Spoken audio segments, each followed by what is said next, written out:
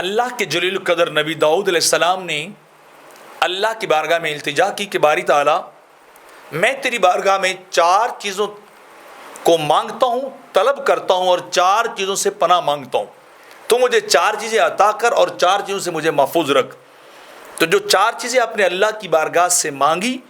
وہ یہ تھی کہ آپ نے عرض کی باری تعالیٰ مجھے ذکر کرنے والی زبان عطا کر،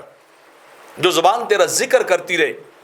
اور اے اللہ مجھے شکریہ ادا کرنے والا، شکر کرنے والا دل عطا کر، جو تیرا شکریہ ادا کرے، تیری نعمتوں پر، تیرے انعامات پر تیرا شکر ادا کرے، مجھے وہ دل عطا کر۔ اور اے باری تعالیٰ مجھے صبر کرنے والا بدن عطا کر، جو تیرے بارگاہ میں، تیرے دربار میں صبر کرنے والا ہو، اور ایسی شریک حیات عطا کر۔ چوتھی بات تھی کہ جو دنیا اور آخرت میں میری مددگار ہو،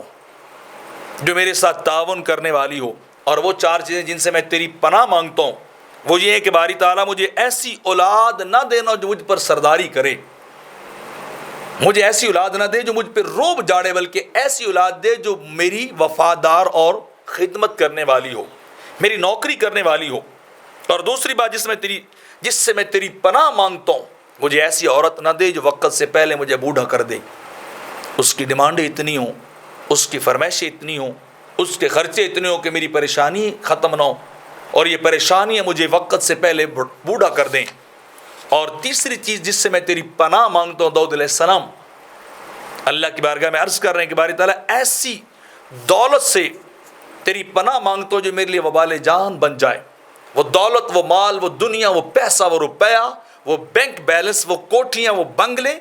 وہ اسباب دنیا جو میرے لیے وبال بن جائیں، میرے اللہ میں ایسی دولت سے، ایسی دنیا اور مال سے تیری پناہ مانگتا ہوں۔ اور چوتھی چیز باری تعالیٰ میں ایسے پڑوسی سے تیری پناہ مانگتا ہوں کہ جو میری خوبی کو تو چھپا لے لیکن میری برائی اور عیب کو دیکھے تو اس کا ڈھنڈورا پیٹتا پھرے، پورے شہر میں باتیں کرتا پھرے۔ مجھے برے پڑوسی سے بھی پناہ عطا فرما۔